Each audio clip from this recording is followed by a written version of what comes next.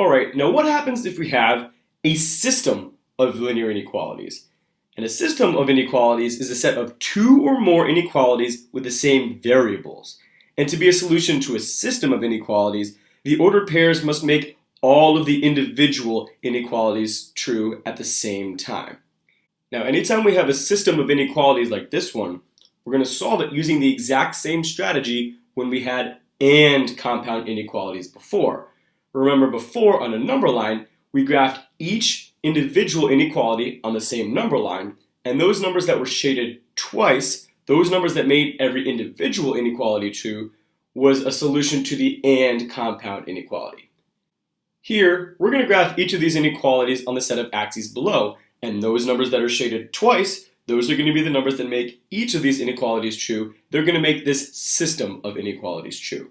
So why don't you pause the video and graph each of these individually on the same axes below.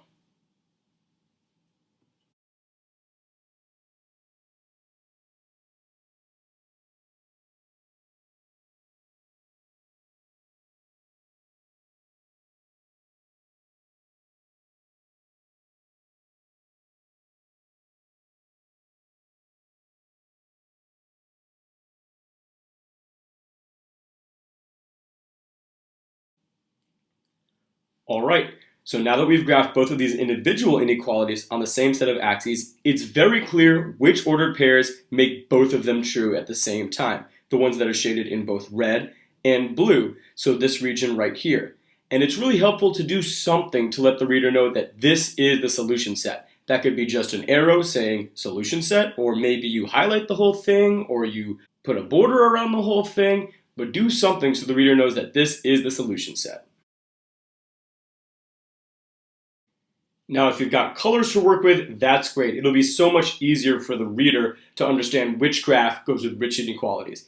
If you don't have colors and you're working with the same color the whole time, maybe if you're using just a pencil, I would suggest making a pseudo key like the one that I made here. Anything you can do to make your graph more clear for the reader is definitely a good idea. Alright, so now all we have left to do is practice. So we're going to do 3 examples, one at a time, in which you are given a system of inequalities, and I want you to graph all the ordered pairs that make both of these inequalities true at the same time.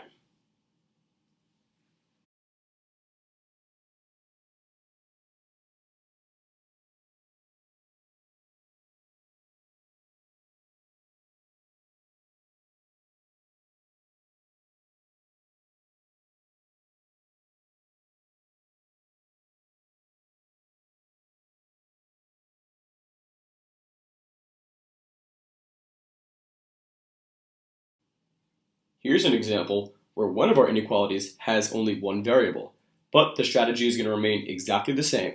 So we're just going to graph both of these inequalities individually on the same set of axes below, and those ordered pairs that are shaded twice, those are the ordered pairs that are going to make both of these inequalities true at the same time. They're going to make this system of inequalities true. So why don't you find that solution set?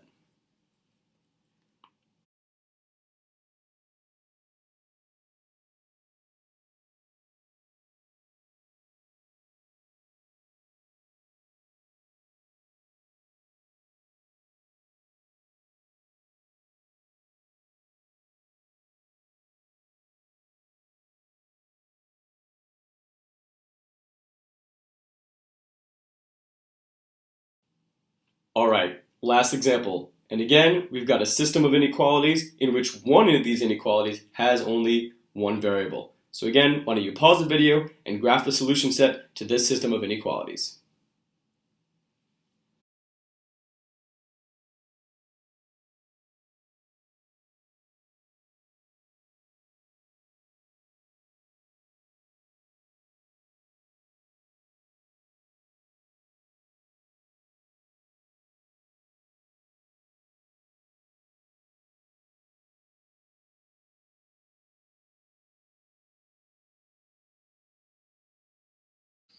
Alright guys, that's it for this video. I hope you found it helpful, and I hope you enjoyed.